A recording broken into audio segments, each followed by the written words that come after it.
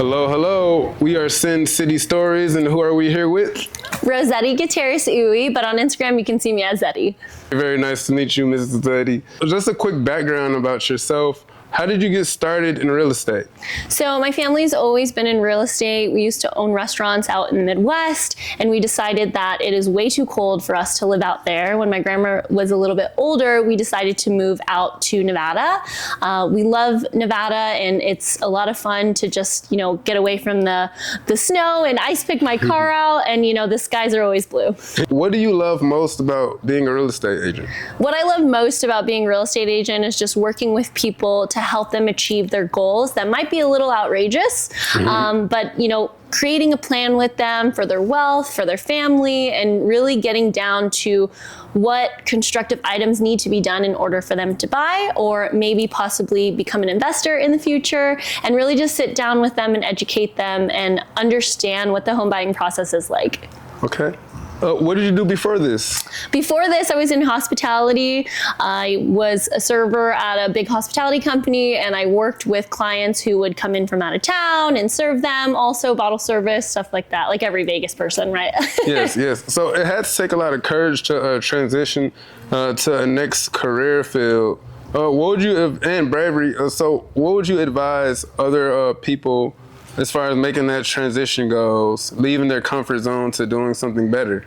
Yeah, during 2020 and COVID shut down, hospitality, of course, a lot of places closed. And I think that moment really taught me that you have to create your own income. And not only do you have to create your own income, but you have to have some sort of plan when, let's say, companies are laying off, or, what stream of revenue am I going to utilize to support my family and to feed my kids and things like that.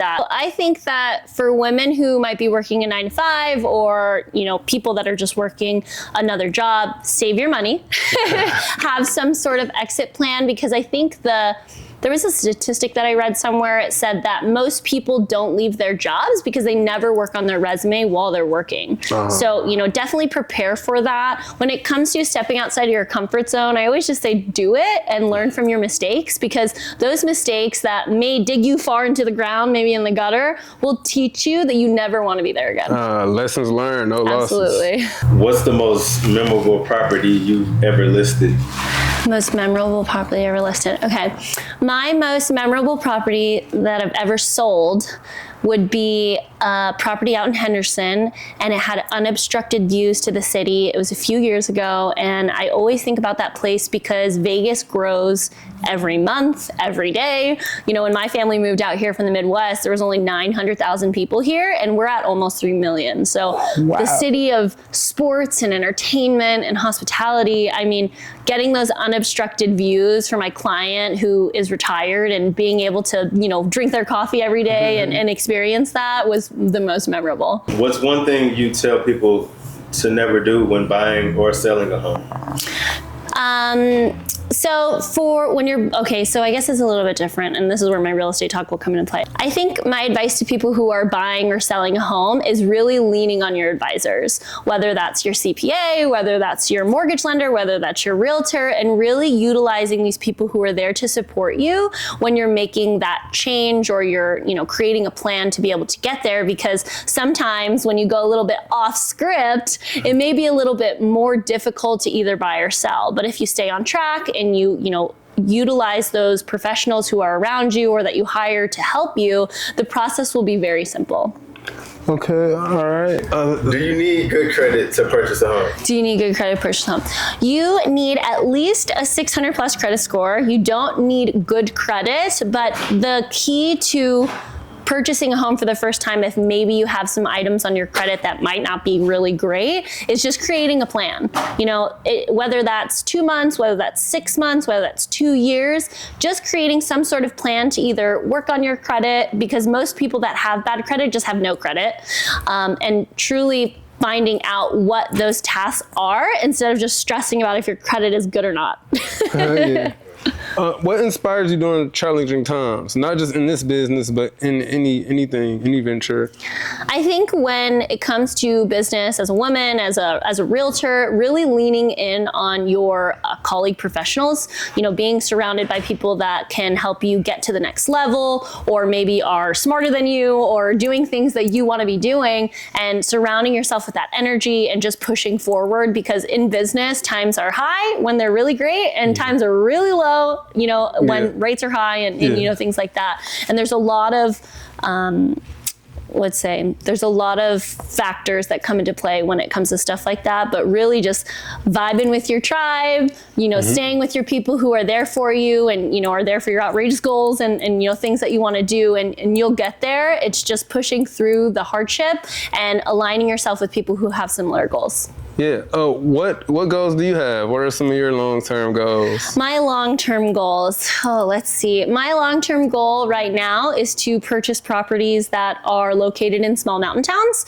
and rent Airbnbs out for skiers and snowboarders. Cool. So like rural areas and things like that. Land, farmland, stuff like that. As a city girl and from Illinois, I do enjoy, the farm, countryside. Everyone says I don't, but I really think I would like it. Yeah, that does seem like very interesting, being able to have your own space and you know what I mean? It's like quiet, And building from the ground up is something I'd really love to do. I help clients do it all the time, but doing it for myself and my family, I think is something that I would like to accomplish in my long term. That's great. Cool. That's definitely going to happen for you, definitely. We can feel it, So when it comes to selecting a team or a staff, what are some things you look for? Yeah.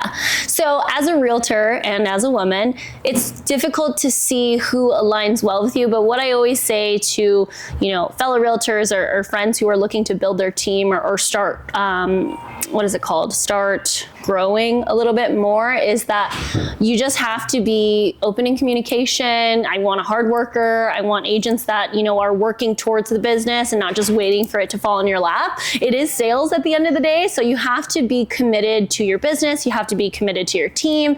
And I always look for people that have high energy, that are willing to work and, not have that back end of, negative energy and stuff like that. So, and you got to have a good time too. Excellent. How has past experiences prepared you for this venture? For real estate, my past experiences are just keep pushing. Let me tell you, it's a tough business. I think there are a lot of people that are in our market and other markets that are having a really hard time right now, and it's just growing through that, getting past it, and doing the work. I think a lot of people that get into real estate think that, they make a lot of money and they're always having fun and stuff like that, but they don't see us crying in the corner because our clients are yelling or, going through an inspection or cleaning things or, they don't see that side of it, just like a lot of these reality TV shows. But I think that as long as you do the work and you show up every day and you work harder towards those goals, you'll get there. Excellent. Small steps lead to big rewards. Absolutely. One day at a time, one moment at a time, you'll be where you always want to be. 100%. Do you have any advice or loans that you know about that, just say for people with low income and they're looking to purchase a house, what loan programs they could go for, or what are the steps they could take? Yeah, so if you are low income or maybe that you're not making as much to buy a $500,000 home, something like that, there are so many loan programs, probably 2,500 loan programs that you can apply for. There are restrictions. You have to be within those guidelines and you really need it, right? If the government's gonna fund you to purchase property, it needs to be reasonable.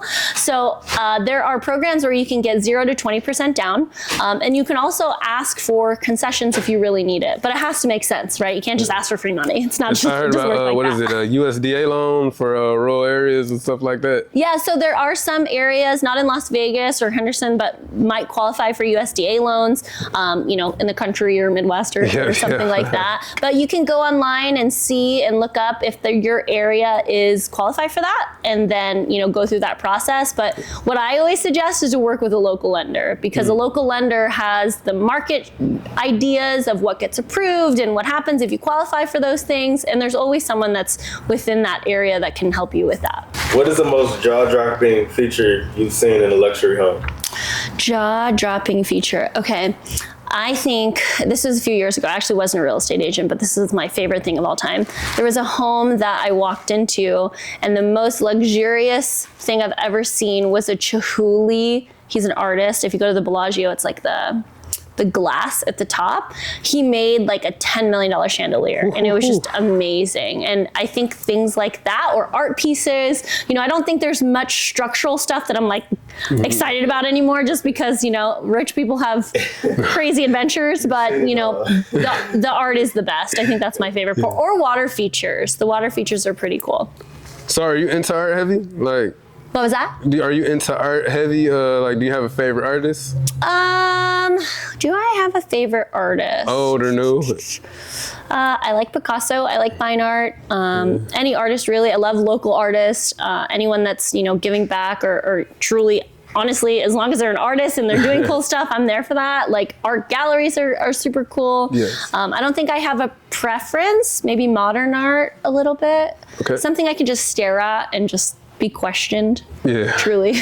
What other interests do you have outside of real estate? The last decade, I was also a snowboard instructor, so that's something that, you know, I'm very passionate about. I love helping people in that aspect of it. So cool. Which is another reason I want to own properties in mountain towns. What other hobbies do I have? Anything outdoors, really, national parks, or, you know, just living life experiences. Life is very short, so I always say that if you can afford it and it's reasonable, you should do it. When did you learn how to snowboard? How old did you start doing that? I skied when I was younger, and then in high school I snowboarded, and then, you know, I decided to pursue a career in that, and then, you know, realized that real estate is the key to wealth. So I started, you know, dabbling a little bit more into that business, and now I snowboard for fun. That's so cool. I don't know, you're probably too young for this show, but it was a show called Rocket Power, a cartoon growing up, and I always was like, dang. Yeah, I love Rocket Power. Oh, I see, yeah, there you go. I thought I was an old guy in the room. So in business or in anything great people are doing, everyone has a why. What is your why? My why is to create a lifestyle for my family and my friends that I can enjoy, and to be honest, probably just eat whatever I want. That's like right. goal. What's your favorite food? I would say I love all food. I would say Italian food's probably my favorite. Italian, yeah. Nice. Or a deep dish pizza. Yeah, those are always good. Oh, and you're from Illinois, Yep. That's a Chicago thing. Anyone that's looking to get into real estate, what are the steps they should take? So if you're looking to get into real estate, I always advise people who are potentially looking into it to align with people who are willing to help them. I think that when you first get into the business, nobody necessarily is like, this is what you should do, or, you know, pay for this coaching program or things like that. But truly align yourself with people that you kind of see yourself as a business owner, because in real estate, you could do so many things. You know, we have 175 agents and everyone has their own niches of what they do in real estate, but truly exploring what that is and finding out what your niche is and seeing if that's kind of where you want to be in real estate. Good. Okay. Have you ever had to deal with any difficult clients, and how did you deal with them? Well, I think that recently, and this is something I've been sharing a lot more with realtors because I'm in women's council, is that I don't think our clients realize how hard our job is because, you know, they see the cars and the, you know, parties and stuff like that, and really sharing that. But I'm very blessed. I have a lot of referral businesses, so I don't think any clients are you know, too much to deal with, mainly because I over communicate. But I would say that being realistic in your markets is the real issue that we're seeing in Las Vegas and a lot of other markets, just because interest rates are high, so not as many people qualify like they once used to be, and just understanding that everybody wants a house in Summerlin for $100,000. Yeah. If you don't mind sharing, what was a tough situation that you went through, and how did you overcome that? Yeah. So a few years ago, I got into a really bad car accident, and, you know, I was bedridden. I had to teach myself how to walk. I had to teach myself how to kind of like help myself out. And I think overcoming that really taught me that you can go through anything as long as you believe it. So truly like working on the manifestation, working on, you know, how you talk to yourself and going past that. We are so capable of anything as long as your heart is there for it. And how did you talk to yourself? What was some of the things you would tell yourself as you were recovering?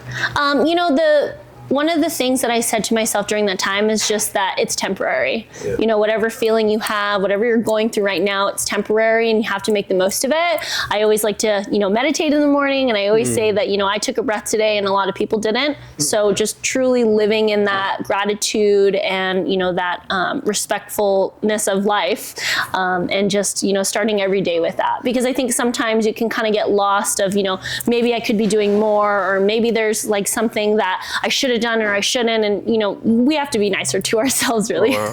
That's very powerful. I'm very religious. I don't think I talk about it as often as I do. I think that sometimes, you know, it can be screwed of what people talk about or whatever. But whoever you look up to, I always, for me, I reference the Bible. I'm a reader. I'm a nerd. So I always, you know, when I feel unmotivated or I feel like you need to push through to something or, you know, get past this hurdle, I always reference the Bible. That's what I go to. That's beautiful. Have you been baptized? I have. How old were you when you got baptized? Ooh, 7 months. Oh, wow. That's good. That's a very good thing. That's So I was good baptized Catholic. I'm Christian now. And, you know, I still go to Catholic church Mass. with my parents.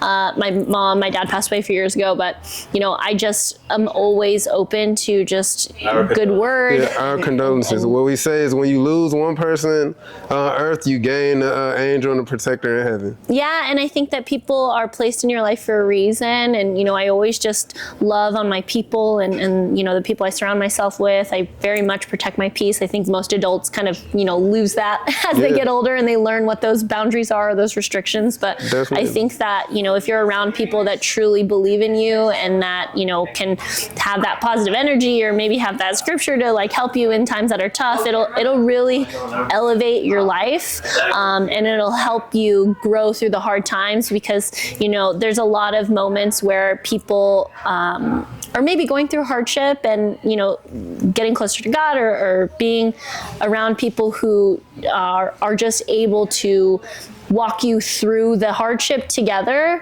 I think is very powerful. What's your Instagram, or where can they find you? Okay, you can follow me on Instagram at Zettie with 3 T's. I'm on Facebook. YouTube is getting launched out here in the next couple months. I'm really excited about that. And then I am involved in a lot of nonprofit communities around town. I'll be doing the Little Black Dress Initiative November 3rd through the 8th, and I'll be wearing the same black dress for 5 days, and I'll be raising funds for the Junior League. And we have a big event coming up in April. It's called Fort Cancer. Last year we raised this year we raised $100,000 for American Cancer Society. It's something I'm very passionate about, but I'm big on giving back to the community and, you know, just being involved with people who really care. So if you ever want to volunteer with us, or you want to know how to get involved, or you're not sure how, DM me, send me a message. There's nobody that runs my social media. I'm the only one. You know, as the sign says above you, be legendary. You are legendary. And we were very appreciative for you speaking with us today. Thanks. Okay, we thank you for your time. Always embrace your journey and bet on you. Amen. All right, have a great one. Thank you very much. Yeah.